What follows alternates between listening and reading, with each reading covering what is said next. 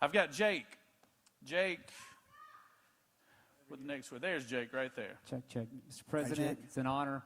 Thank you. My name is Jake Ayers. I'm the mayor for the city of Hogansville, a small city in Troup County, Georgia, just next door. Is he a good mayor? Yes? While you were president, you delivered a significant grant that greatly impacted our community. And I think I can speak on behalf of every small town in Georgia. We are very thankful for your support of rural Georgia and rural America. So thank you so much for that. Thank you very much.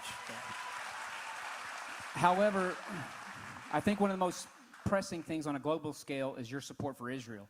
So how do you plan to support and protect Israel and the Jewish community now when you become the next president? Thank you very much. Good question. And it's so interesting, but evangelicals and so many people support Israel so much more. It's not just a Jewish people. It's so many Christians are so supportive of Israel. And, you know, they say, and I would agree with this 100%, nobody's done what I've done for Israel. We, as you know,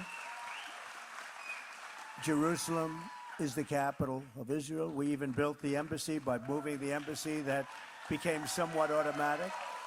Golan Heights gave them jurisdiction, and we gave Golan Heights, which was a big thing. We did the Abraham Accords, which was a very, very big thing. They were trying to get it for 72 years or something, and I got it for them. We've done a lot, and the single biggest thing I did was, you want to know, is get out of the Iran nuclear deal. The Iran nuclear deal was a disaster. And unfortunately, Biden and Kamala, nobody knows her as Harris. Do you ever do? I talk about it all the time. You say Harris. Everyone says, who is that? The vice president. Can you believe she's the vice president? She came in last. He picked her. She came in last, and now she's running. You know, think of it just for a second, Mr. Mayor, because I'm going to get right back to Israel, because there was one other thing, and that was the Abraham Accords. That was one of the most incredible things of all. We would have had peace in the Middle East, and we still will. We'll fill that out. We'll get them all in. We have the 4, but we'll fill it out. But if you look at what's happened and what's happening with our country and what's happening, a lack of respect for the two of them, we can't have that any longer. We have to be respected. Think of it. We were energy independent 4 years ago. We had, I saw the new number, $1.84 a gallon gasoline, and now you have 3.5 and 4. And you had 5 for a while, and you had 6 and 7 even for a while. But a lot of things. So we're going to take care of Israel. We work with Israel. They say that in Israel, I could maybe run, if things didn't work out here, you could run for Prime Minister of Israel, and I get 97% of the vote. So, and of course I kid, because you know what happens when you do the little sarcasm and the kidding, they go, well, he said he's running for, you know. That's the fake news doing that. And that's a lot of fake news you have back there. That's very impressive. That's very impressive. There. So we're going to do a lot for Israel, and we're behind them. And the big thing, we want to have peace in the Middle East. We want to have Russia stop with Ukraine. We're going to get that done. That was another thing would have never happened. You wouldn't have had inflation. You wouldn't have had Russia attacking Ukraine. You wouldn't have had October 7th, which was Israel. And the horrible, most embarrassing moment in the history of our country was Afghanistan. The way, not that they pulled out, we were ready to pull, the way they pulled out, it was so bad. They moved the military out first. No, you moved the military out last.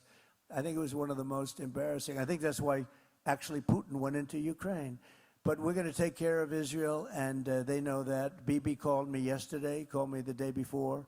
We have a very good relationship. And I have to say they've done, fortunately, they didn't listen to Biden, because if they listened to Biden, they'd right now be waiting for a bomb to drop on them.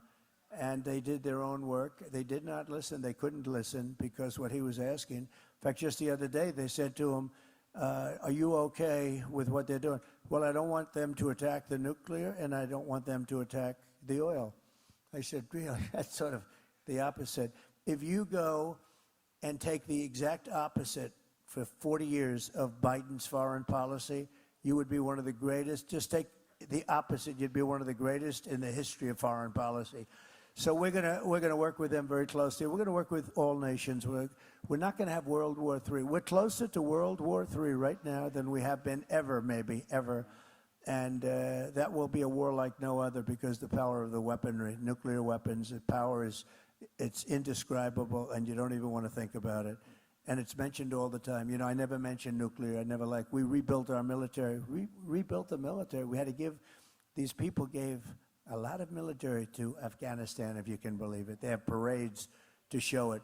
And those are very embarrassing moments for our country. But we're going to take good care of, frankly, we're going to take care of everything. We're going to straighten out the world a little bit.